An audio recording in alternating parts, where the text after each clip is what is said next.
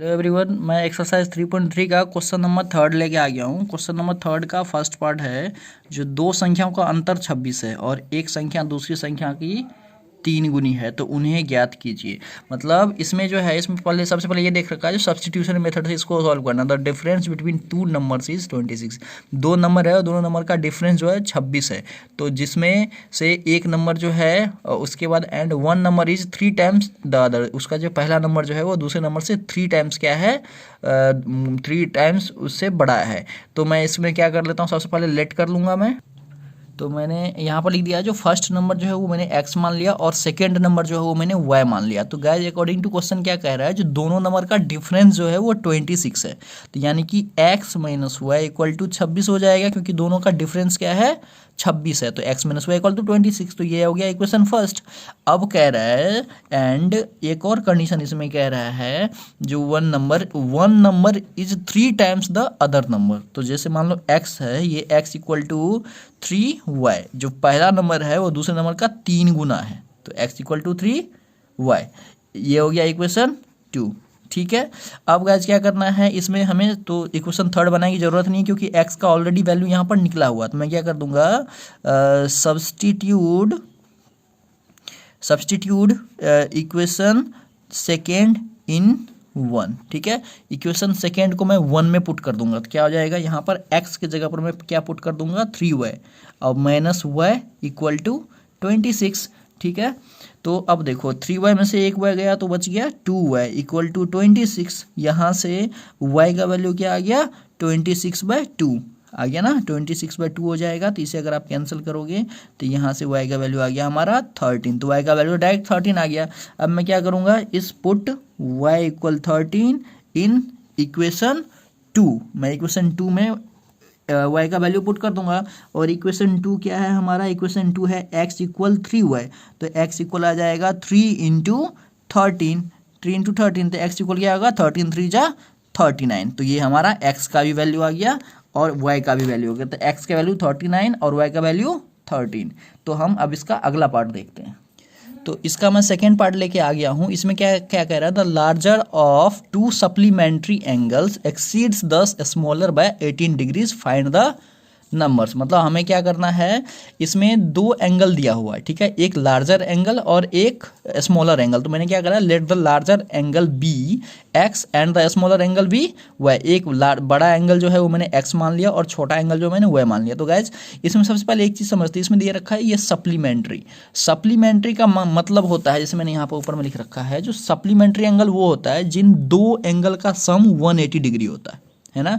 जिन दो एंगल का सम 180 डिग्री होता है उसे हम सप्लीमेंट्री एंगल कहते हैं। यानी कि हिंदी में अगर मैं बताऊं तो संपूरक कोण। संपूरक कोण क्या होता है, जो दो एंगल का सम 180 डिग्री होता है।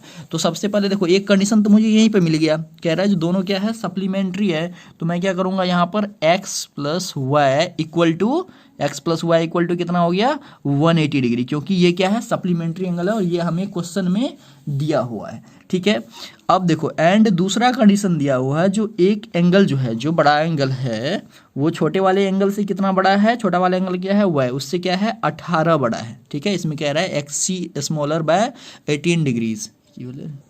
तो मैंने ये कंडीशन लिख दिया है, जो x plus Y equal to 180 degree, क्योंकि सप्लीमेंट्री एंगल क्या होता है, दो एंगल का सम को हम 180 डिग्री कहते हैं, मतलब सप्लीमेंट्री एंगल कहते हैं, यानी कि संपूरक कोण। और इसमें ये कह रहा है जो एक जो एंगल है वो दूसरे एंगल से 18 बड़ा है। तो मैंने वही दोनों कंडीशन लिख दिया। तो इक्वेशन 1 हो गया ये, और ये इक्वेशन 2 हो गया। तो हम क्या करेंगे, सब्स्टिट्यूट इक्वेशन 2 इन इक्वेशन 1। ये जो ऑलरेडी x का वैल्यू इसमें लिखना हुआ, तो मैं इस वैल्यू को इसमें सब्स्टिट्यूट कर दूंगा। तो हमारा क्या आ जाएगा, यहाँ पर देखो x की जगह पर मैं क्या लिख दूंगा, y plus 18 plus Y equal to 180। ठीक है, ये y प्लस वाई 2y हो जाएगा, 2y प्लस 18 इक्वल टू 180। तो 2y इक्वल कितना हो जाएगा 180 माइनस 18। तो अगर आप 180 में से अगर 18 को माइनस करोगे तो अगर मैं 180 में से अगर 18 को माइनस करूँगा तो आ जाएगा 162। तो यहाँ मैं लिख देता हूँ 2y equal 162।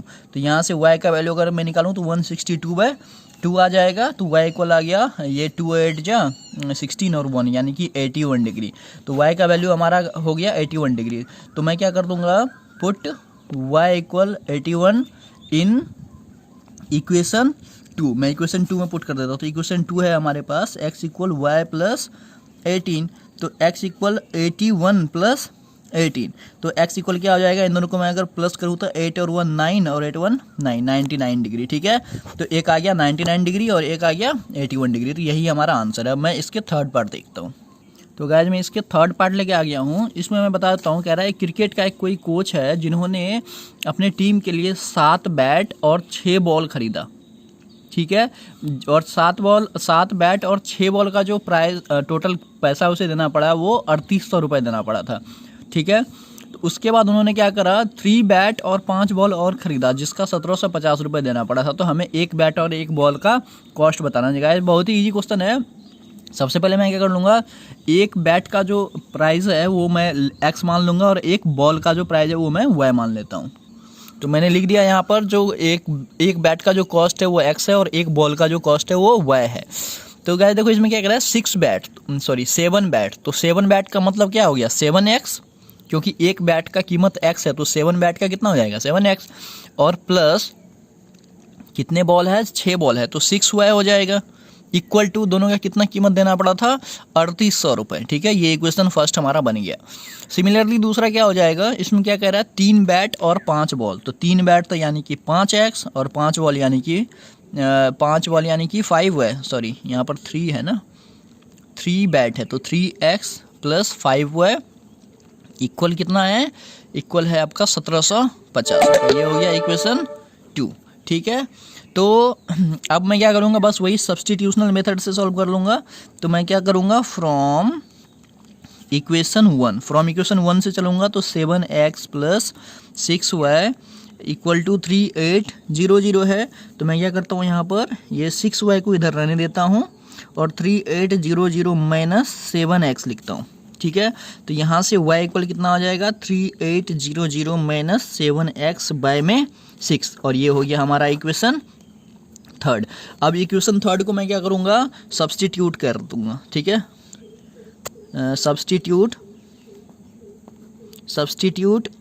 Equation third in equation 2 में सब्स्टिट्यूट कर देता हूँ। तो मैंने क्या करा, इक्वेशन 2 था हमारा 3x प्लस 5y, तो y के बदले में मैंने 5 लिखा यहाँ पर, और y के बदले में क्या करा, ये वैल्यू पुट कर दिया मैंने, इक्वल टू 1750। अब क्या करूँगा, सबसे पहले इस 5 से इधर मल्टीप्लाई कर देता हूँ। तो ये हो गया 3x और प्लस, देखो तो इससे मैं मल्टीप्लाई अगर करूँगा तो 500 हो गया, 500 हो गया, 5 8 जा 40 का 0 हो गया, 4 कैरी करा, और 5 3 जा 15 और 4 19, तो ये 19,000 हो गया। तो गाइस मैं इसे 19,000 और इसके बाय में 6 कर देता हूँ, क्योंकि ये जो है ये 6 ये इसके नीचे में भी होगा और ये इसके नीचे भी होगा। तो मैं क्या करता हूँ, अलग अलग करके लिखता हूँ। तो पहले इन दोनों को मल्टीप्लाई करके इसके नीचे 6, फिर इन दोनों को मल्टीप्लाई करके इसके नीचे 6, तो माइनस हो जाएगा 7 5 जा 35x बाय में 6 और इक्वल टू 1750। गाइस ये क्या हो जाएगा, ये जो दोनों है ये कैंसिल हो जाएगा, ये कैंसिल, इसलिए मैंने इसको अलग अलग करके लिख दिया ताकि थोड़ा सा इजी हो जाएगा। तो 2 3 जा 6 और यहाँ पर आ जाएगा 9500। 2 से अगर काटोगे ना तो 2 9 जा 18, 1 बचा, 2 5 जा 10, फिर 2 0। ये कैंसिल करने के लिए मैंने इन दोनों को अलग करके लिखा। ठीक है, और ये आपको अच्छे से समझ में आ गया होगा, क्योंकि ये एलसीएम का पार्ट है। जो आपने एलसीएम करते हो ना, तो वही अगर आप इन दोनों का अगर एलसीएम लोगे ना, एलसीएम लेके सॉल्व करोगे तो यही आएगा हमारा आंसर। ठीक है, आप इसे कर लेना, अगर समझ नहीं आए तो इन दोनों का आप एलसीएम करके देखना, और जैसे हम एलसीएम करते हैं फ्रैक्शन का, फिर माइनस करके देखोगे तो आपका यही आंसर आएगा। ठीक है, तो इसका आगे देखते हैं, आगे क्या लिखेंगे हम। यहाँ पर 3x plus 9500, 3x plus 9500 bye में 3 और माइनस 35x बाय में 6 इक्वल टू आ गया 1750। तो गाइज इस तरह का क्वेश्चन, ये एक्सप्रेशन है, इसमें जो वेरिएबल वाला टर्म है उसको एक साथ रखेंगे और कांस्टेंट वाला जो टर्म है उसको एक साथ रखेंगे। तो 3x, ये जो x वाला टर्म है ये भी है एक x वाला टर्म, तो यहाँ पर मैं देता हूँ 35x बाय में 6 इक्वल टू, इधर 1750 है तो लिख देता हूँ, और देखो ये प्लस में था तो इधर आके माइनस हो जाएगा, 9 500 बाय में 3, ठीक है। दोनों कांस्टेंट वाले को एक साथ रखा, दोनों वेरिएबल वाले को एक साथ रखा। अब इसके नीचे आप 1 कर दो और इसका क्या कर लो, आप इसका एलसीएम ले लो। तो अगर आप इसका एलसीएम ले लेते हो तो इसका एलसीएम आ जाएगा 6, तो ये आ जाएगा 18x, है ना, और माइनस 35x, ठीक है। यहाँ तक आपको समझ में आ गया होगा। उसके बाद इक्वल टू इसके नीचे 1 कर दो और इसका भी एलसीएम ले लो, तो इसका एलसीएम आ गया 3। अगर ये 3 हो गया, डिवाइड करोगे 3 होगा, तो 3 से इसको मल्टीप्लाई करोगे तो 300, 5 3 जा 15 का 5, 1 कैरी करा, 7 7 3 जा 21, 21 यानी कि 22, और 2 कैरी करा, 3 1 जा 3 और 2 5, 5250, माइनस आ जाएगा 9500, ठीक है। यहाँ तक आपको अच्छे से समझ में आ गया होगा। आगे हम क्या करेंगे, देखो 18x में से अगर 35x को अगर आप माइनस करते हो तो आपका आंसर आएगा -17x बाय में 6। 18 में से 35 जाएगा तो -70x बाय में 6 इक्वल टू, अगर आप 5250 में माइनस करोगे 9500 को तो आपका आंसर आ जाएगा -4250 और बाय में 3 है, ठीक है। इसको थोड़ा सा और इजी कर लेते हैं। तो यहाँ पर देखो दोनों इक्वल है और एक टर्म इधर है और एक टर्म इधर है, तो हम इसका नीचे वाले को कैंसिल कर सकते हैं। तो 3 1 जा 3, 3 2 जा 6, ठीक है। तो हमारा आया -17x बाय में 2 इक्वल टू -4250 बाय में 1 कर दो। इसे क्रॉस मल्टीप्लाई अगर आप करोगे तो ये आ जाएगा -17x इक्वल टू, इसे अगर 2 से अगर आप मल्टीप्लाई करते हो तो ये आ जाएगा -8500। ये क्रॉस मल्टीप्लाई मतलब इन दोनों को करो और इन दोनों को करो, ठीक है। तो यहाँ से आप क्या देख रहे हो, यहाँ पर माइनस माइनस कैंसिल हो जाएगा। यहाँ से x इक्वल आप लिख सकते हो 8500 बाय में 17, अगर और 17 5 जा 85 होता है और ये 2 0, तो मतलब यहाँ से x का वैल्यू हमारे पास आ गया 500। अब मैं क्या करूँगा, इस x के वैल्यू को पुट कर दूंगा, put x equal 500 in equation third में मैं इसे पुट कर देता हूँ। इक्वेशन थर्ड है हमारा y इक्वल 3800 माइनस 7x, तो x की जगह पर मैं 500 पुट कर दूंगा और बाय में है 6, तो ये आ जाएगा 3800 माइनस 7 5 जा 35 पर 2 0 और बाय में 6, तो ये आ गया हमारा क्या 3800, उसमें से 3500 अगर माइनस होगा तो ये आ जाएगा 300 बाय में 6, तो ये कैंसिल हो जाएगा। 6 1 जा 6 और 6 5 जा 30, एक 0 बच गया तो 50, यहाँ से 50 मतलब y का वैल्यू क्या आ गया 50, ठीक है।